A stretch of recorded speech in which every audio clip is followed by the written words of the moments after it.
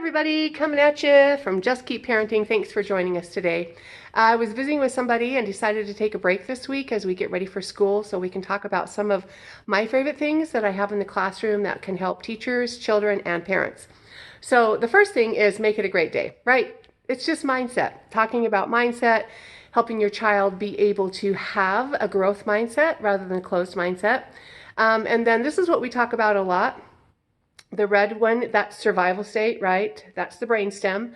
So we call it that. We call it the brainstem. We call this the prefrontal lobes, right? The executive state, right? So we talk a lot about going from our brainstem to our thinking brain. And then the blue one is the emotional state, right? The limbic system. And it just talks a lot about all the things that we can do to keep that limbic system in charge. So we talk a lot about that. That's the first thing. One of the newest things that we're having today, this year, is called a choosing chair. And one of my amazing parents made this a few years ago. But last year I had a couple children that just had a really hard time making choices.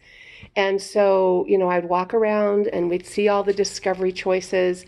But they still didn't, it just depended on the day, right? Or maybe it depended on the centers.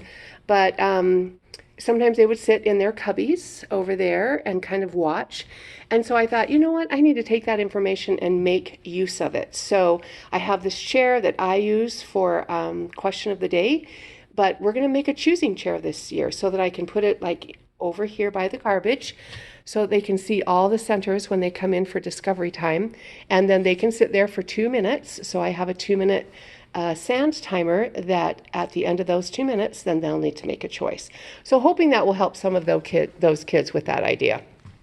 As we walk over here, you'll see my very favorite thing from Ikea.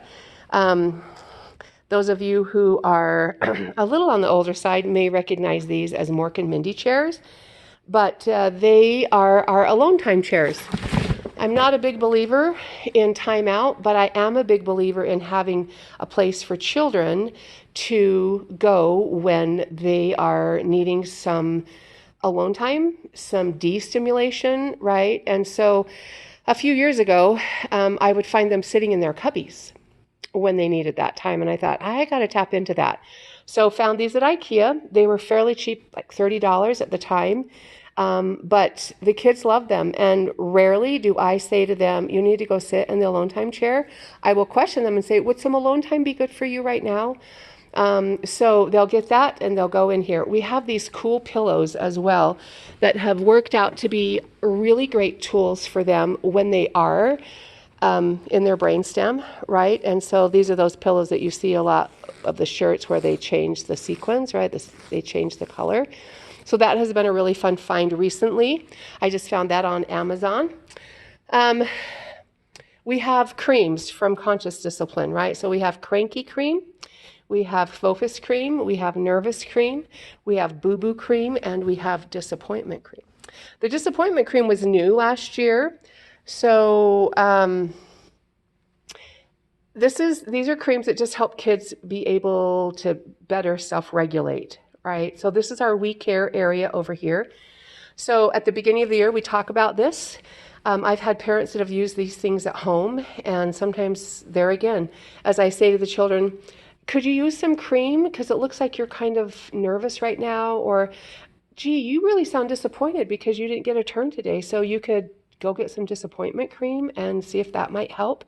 Also in here, we have some Conscious Discipline brain toys to help them squeeze things, glasses that have hearts on them to see the world better. We have Band-Aids in there so that if they have boo-boos, they can have a Band-Aid, right?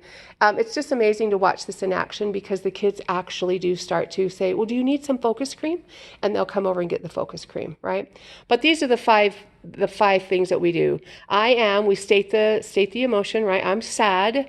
What can I do to calm myself? I calm by, I feel, I choose, and I solve, right? So these are the 5 steps from Conscious Discipline that we use. I choose to think, caring connections. Here again, I calm by ballooning. I calm by starring stop, take a deep breath and relax. I calm by pretzeling, which is your arms folded in that pretzel style. And I calm by draining, right? Getting that anger out.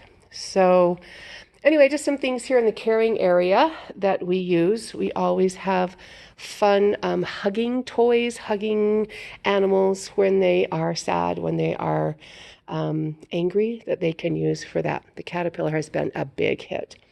So as I walk around, right, we have a writing area right here. We also have a creative area right here. And you'll notice that things are labeled and I might say labeled with writing and labeled with the picture, right? So that the children who aren't reading yet can figure out where to go, where it goes. And if you look right here at this yarn, you can see underneath it, there's another picture that matches the one on the container so that the kids can be self-sufficient in putting things back where they go, right? We haven't shadowed everything yet because we've just gotten everything back together. Over here, we have the power of yet all around the classroom, right? I can do hard things. We have colors, we have a schedule. Schedules are really important for children.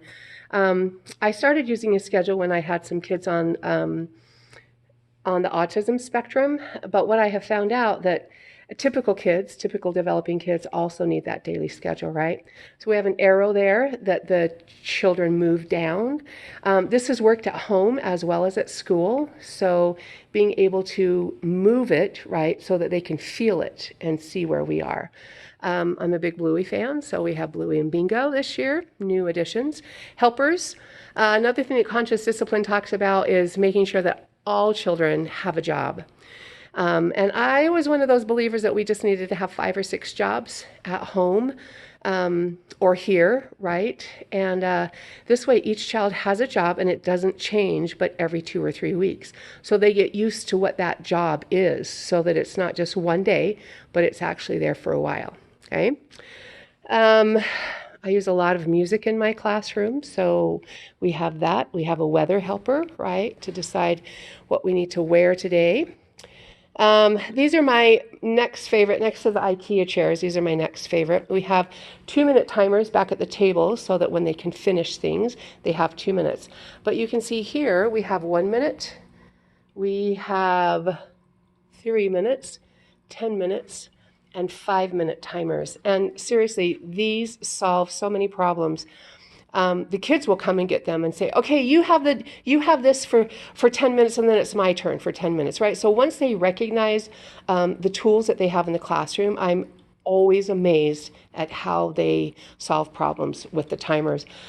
Kitchen timers don't really work, the younger the children are because they can't see it. But this, they will sit and just watch. And I love the science piece of it as well. They'll say, Miss Story, which one of these is going to finish first, right? And so they love to use them together as well. We have a science area. There you can see that everything is labeled and shadowed again. We have those things down in the corner that look like triangles. Those are balancers. They're not a balance beam, but they're balancers. And so the kids love to get those out and balance around the classroom. Magnifying glasses. We call them scoopers. We make snowballs out of them. We make sand balls out of them. We actually use them in the classroom in lots of different science ways, right? We have these cool flashlights that you have to use them, right? You have to turn the knob in order to get the flashlight to work. So we use them for a small motor, right? Lots of things from Ikea around the classroom that the kids can use. Over here, more of our science area. So scales and things that weigh.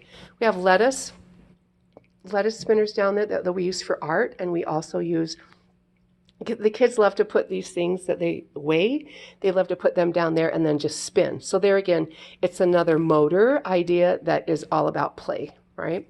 If you haven't seen these are numbers and letters that are magneted. So they teach them how to write their letters and numbers with a stroke order, right? With magnets. This is another favorite thing that I love. We talk a lot about scientists. We look, we think, we record, and we wonder. So our dramatic play area from community playthings. The kids absolutely love it, right? 2 stories. You can make different settings, different areas out of it. I find that this is my favorite setting because there's more room upstairs, and the kids do love to go upstairs. They feel very tall when they get up there. One of the other things I do is I hang stuff right here on fishing line. I have a big X in the classroom with clothespins on it where we hang things. Most of my kids can't tell time, but most of them are working on their shapes. And so this is a fun thing for them to do, to be able to work on their shapes and their colors and their numbers, as well as some of those kids who are ready to tell time. Okay? And we have lots of manipulative for the kids out, right, to play with if they don't want to go to the centers that have been planned. So right over here we have this. I was showing you the big schedule, but this is a little schedule that sometimes we'll have for specific children that they'll put in their cubbies so that if they're struggling with transitions, this really helps them. The other thing that helps is to know how many kids can be at a center or how many kids can play with these manipulatives. And so having this out, they have clothespins on them, and they'll take the clothespin off and put it on their name tag. So that has really helped. Another thing that we've done, it's not my favorite thing, but it does help sometimes when we have a lot of kids who want to come to dramatic play. We have a sign in, right? So they sign their name up, and then the teacher will come and get them at another center when they're there. So those are some favorite things that I have. One of the things that we're going to do soon is have an open house. And so we have an I Spy where they will come and find all of these things on the clipboard. And my picture is on there as well so that they can come and talk to me, because we're supposed to have 40 kids within 2 hours. So I don't have the time to talk to each parent for a long period of time, but this way they can come and find me or go find something else until I'm available. So it really does free things up nicely. The other thing that I absolutely adore is a parent connection area right here. So our parents have to sign in and sign out. I used to try to have them do their questions or if they have concerns just in there. But now I have sticky notes, and they just stick these sticky notes, put their question on it, stick it up, and then I get to it at the end of the day if there's not time for me to do that during drop-off. So that's kind of where we are right now. Those are some of my favorite things. I love the fact that we have, during COVID, we had a teacher who did this so that she could show the kids how to get a drink. We don't think of that needing to be taught, right? But we've all seen the kids just kind of slurp their whole mouth onto that. So that's another thing. Anyway, that's it. Those are some of my favorite things as school starts. Just give you a nice little overview of what the classroom looks like at this point. We have a teacher area over in this corner because much of what I do is teacher training. So we have that over there. Let us cheerfully do all things that lie in our power, right? So good luck as everybody starts the school year, and happy to answer any other questions about the classroom, the different things that I use in the classroom to help children learn responsibility and regulation. Thanks for joining us on Just Keep Parenting. Have a great weekend.